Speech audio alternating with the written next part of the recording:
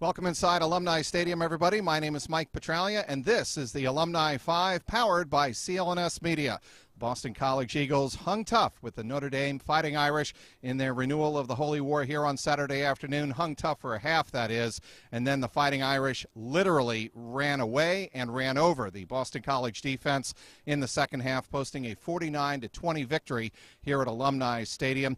Boston College Eagles allowing 515 rushing yards by Notre Dame, one of the highest totals in the long storied history of Notre Dame Fighting Irish football, and they did so on 51 carries. One of the big stars of this game, Brandon Wimbush, the option quarterback, if you want to call him that, really a running quarterback. He had a school record 213 yards rushing, did he, on 21 carries. That broke a record that stood since 1969 for any Notre Dame quarterback. Also with a big game, Josh Adams. He had 229 yards on 18 carries. In total, it was Notre Dame piling up 4 carries of more than 60 yards on the afternoon, and you can understand easily why the Fighting Irish of Notre Dame were able to run away from Boston College in this contest, posting that victory here on Saturday afternoon, raising Notre Dame's record to 2-1, and the Boston College Eagles fall for the second straight week at home. They fall to 1-2 on the season. The first point we want to bring up here in the Alumni 5 on this Saturday afternoon, the loss of Connor Strahan, one of the best linebackers in the ACC, and as Steve Adazio pointed out after the game, one of the 3 best players on the Boston College roster. When you don't have Strahan on the field, he was out with a knee injury, you were going to have big problems stopping the run, and that's exactly what turned out to be the case here on Saturday afternoon. It was Notre Dame really running the ball anytime and all over the field, and they dictated really the tempo of this game, running the ball. As Steve Adazio said after the contest, 3rd and 9, 3rd and 10, 3rd and 11. It didn't matter if the Fighting Irish were in 3rd and long situations. It was Brian Kelly going to call the run play either for Josh Adams or for their quarterback, Wimbush, Brandon Wimbush, and they were just going to turn the ball over to them and let them do their magic, and that's exactly what happened here on Saturday afternoon. After the game, Steve Adazio said, "We didn't stop the run. We didn't stop the run." That was the story of the game. He said, "I'm not a smiley face type of guy. There were a lot of positive things we did on offense to really keep ourselves in this game, but the long and short of it literally was Boston College allowing it was Boston College allowing Notre Dame to really wear down the Eagles defense, especially on the run defense without Strahan in there. And without Strahan in there, it was obvious that Notre Dame was going to find holes, not only in the second level, but in the third level as well, as Steve Adazio pointed to the inability of their defensive backs and their other linebackers to tackle Notre Dame at the second level. And that's the reason you saw runs of 65, 64 yards by not only Adams, but Wimbush, I should say, and that really set the tempo of this game in the second half when Boston College found themselves close, but again, not close enough as Notre Dame was able to pull away. Point number 2 in this game, John Hilliman and his reaction after the contest. He said that ballers got to step up.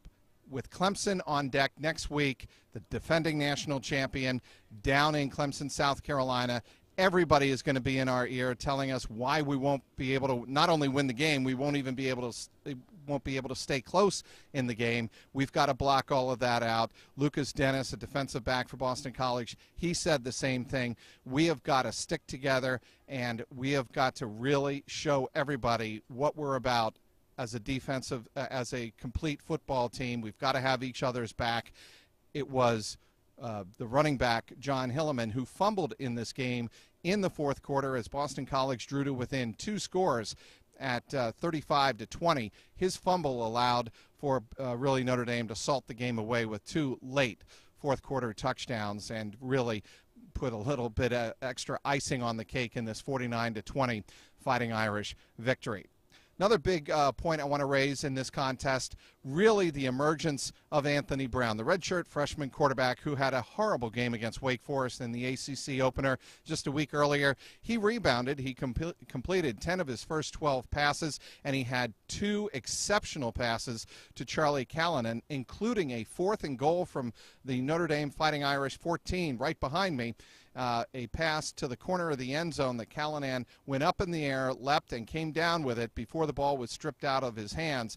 He was granted the touchdown, and Boston College at that point made it a 35-20 game, and you could see some momentum and enthusiasm building on that Boston College sideline. I asked Callanan after the game what it was like going back to the sideline, and he said there wasn't anybody on that field who felt that we didn't have a chance to get back in the game and win the game because we still had several possessions left. But then again, as we said earlier, it was John Hilleman turning the ball over on the next BC possession, and that was really all she wrote as Notre Dame ran away with the victory.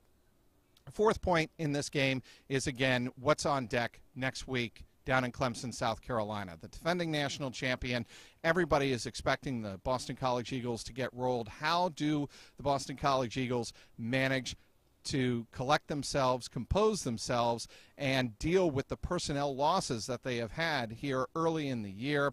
We've already seen them lose John Baker, their starting center. We've seen Connor Strahan, their linebacker, go out. He has a knee injury. His availability for next week is still up in the air. So there are a lot of personnel and injury issues that Steve Addazio is going to have to figure out quickly, and he made reference to that after the game. But he said after the game, trying to keep his spirits high and keep the spirits of his players high, we expect to go back, have a great week of practice, and get ready for the Clemson Tigers down in South Carolina next Saturday. And the final point has to be the effort of John Hilleman. He had 22 carries, 122 yards. And why is this significant? Well, it's the first time he's had a 100-yard gain since injuring his knee back in the 2015 season. It's really important for the Boston College Eagles to get John Hilleman going after watching A.J. Dillon run well also early in this game. If the Eagles can have a 1-2 punch on the ground and play keep away, you could see a lot of what Boston College was trying to do in the first half of this game against Notre Dame when they actually led 10-7 midway through the second quarter and trailed just 14-10 at halftime. If that is the formula that Boston College can lean on and play ball control and play complementary football, obviously there's a better chance that the BC defense won't wear down the way it did today. Harold Landry, he was not on the field for the first 4 big runs of the day by the Boston College, or by the Fighting Irish of Notre Dame. But after the game, Steve Addazio said it wasn't Harold Landry not being on the field that was a factor in those huge runs against our defense. It was linebacker and safety play. So it's going to come down to whether or not the Boston College Eagles can compose themselves this week. Can they play complementary football like they did in the first half against the Fighting Irish? Maybe, just maybe, they keep it close against Clemson next Saturday. Again, the final score here at Alumni Stadium on Saturday afternoon, with the Fighting Irish of Notre Dame rolling up 515 yards on the ground and 7 rushing touchdowns. It was Notre Dame 49 and Boston College 20. Inside Alumni Stadium, Mike Petraglia. This has been the Alumni 5 for CLNS Media.